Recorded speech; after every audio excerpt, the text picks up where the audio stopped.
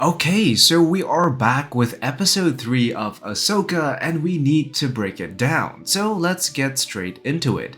We open with Sabine training with the lightsaber and teaching her the forms is Master Huyang. And it looks like he's taking her through the basic steps of Shi-Cho, which is Form 1 of the classic lightsaber styles. And it makes sense as to why, as Form 1 is the most basic form of lightsaber style and tends to be the foundational base that Jedi often build upon. As Sabine goes through the motions, the entire scene really reminded me of Mando's own training scene in the Book of Boba Fett. It is also worth mentioning that Huyang is holding holographic images of tatami mats, which were traditionally used during katana cutting practice in Japan, and Huyang with the four arms really looks a whole lot like General Grievous. The training stops and Huyang examines his holograms where we can see the cuts that Sabine made in orange and the white circles which were meant to be her intended targets, and it's quite clear that Sabine still has a long way to go. Although that being said, it does appear to be a very difficult exercise, especially for someone who has limited connection to the Force. Ahsoka then refers to something called Zatoichi. Zatoichi, while a completely new name in Star Wars, is actually a reference to a Japanese character by that very same name. Created by novelist Kan Shimozawa, Zatoichi was a blind swordsman, an archetype that has been adopted several times in Star Wars across many different characters such as Chirrut Imwe, Rom Koda from The Force Unleashed, and more closely related, Kanan Jarrus. Sabine is then told that she needs to not only train her body but her mind, which perhaps represents the existential issue Sabine faces. Her Mandalorian nature and her rash personality makes it very difficult for her to break out of old habits, which is also why Master Huyang points out that there have been very few Mandalorians who became Jedi. Ahsoka asks Sabine to wear a visor to blind her, essentially asking her to use the Force instead of her eyes, which is a standard training trope that we have seen time and time again in Star Wars, and the lack of vision during the exercise is why it is named Zatoichi. On Sabine's visor, we can even see the symbol of the Jedi Order. But as Sabine goes through the exercise with very limited success, it's actually not very clear if the few times that she made contact with Ahsoka was because she used the Force or sheer aggression. And although this training method is very common in Star Wars, the way it is done is a breath of fresh air. You see, unlike other characters like Luke or Rey, Sabine genuinely struggles much more with the task. Despite having been taught about how to wield a lightsaber before, she still struggles with more Force-sensitive tasks, which really stands in contrast to the other Force-talented people like Luke or Anakin who pick things up really fast. I actually think it helps ground the idea that not everyone in the galaxy is blessed with such talent that the Skywalkers might have. Hera attends a meeting with Chancellor Mon Mothma, making this the furthest along the timeline that we have seen her. Next to her is Senator Hamato Siono, who is the father of Kazuda Siono, or better known as Kaz, who was featured in Star Wars Resistance, and in my opinion, a somewhat underrated show among the other Star Wars shows. We also get to see Senator Rodrigo and Senator Marwood, both of which are entirely new characters. Mon Mothma makes a reference to Jason, who is the son of Hera and Kanan, a character which was featured briefly at the end of Rebels and will make an appearance later on. Hera provides her report on the Santh shipyards on Corellia, referencing the previous episode, and she warns about the resurgence of Imperial presence throughout the galaxy, along with the possible threat of Thrawn.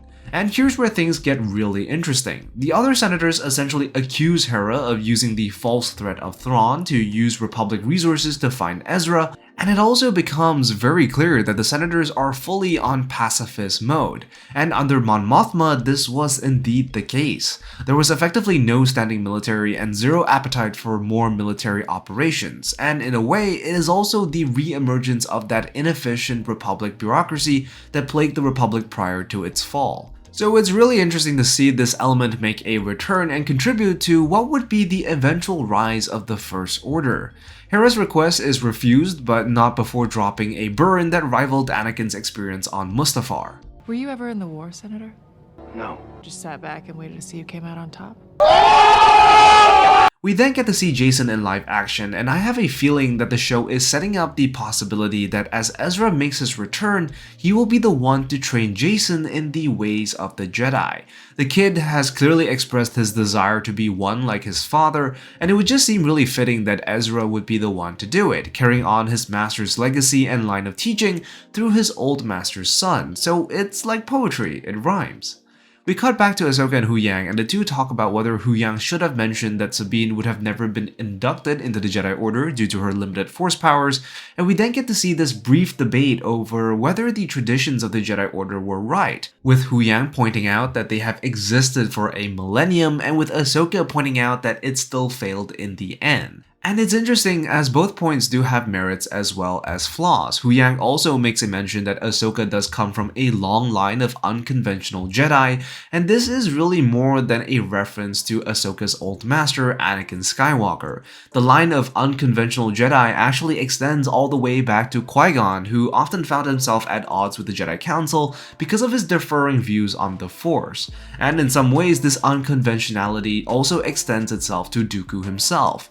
But what is also interesting is that this is really the first time that the spotlight has really been shown not just on the Jedi teachings, but variances within those teachings. Depending on who your master was or who your master's master was, each Jedi can have very different thoughts. And it's something that various books have dived into, but it seems to be an idea that more and more shows will delve into as well. Hera updates Ahsoka on her meeting with Mon Mothma, but her call gets cut off as they enter the Deneb system.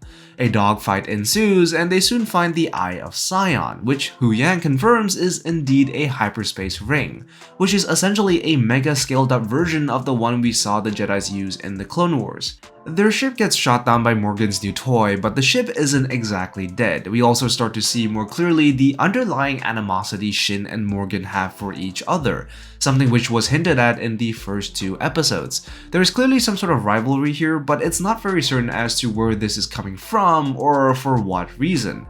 Ahsoka pulls off a bunch of cool looking stunts, and they eventually escape to Deneb, where we get our first real close-up look at Purgles, the intergalactic space traveling whales. The crew manage to set down on the planet and decide to switch off all power to avoid detection, something which Han Solo also used while trying to escape Imperial detection. Huyang breaks down the hyperspace ring for us and also mentions that with this device, you could theoretically travel to a nearby galaxy. According to him, the Jedi archives do reference intergalactic hyperspace lanes, which is the first time that we have heard of such a thing. And this little piece of lore does open up countless possibilities, as it might link further back to the origins of the Jedi, which I'm sure will be explored later down the line. Anyways, that's all for this video. There wasn't much in terms of a breakdown, but this was still a really fun episode and really felt the most Rebel-esque of all the episodes that we have got so far. So be sure to like and subscribe and let me know what you think in the comments down below. As always, I am the Lost Acolyte, and I have spoken.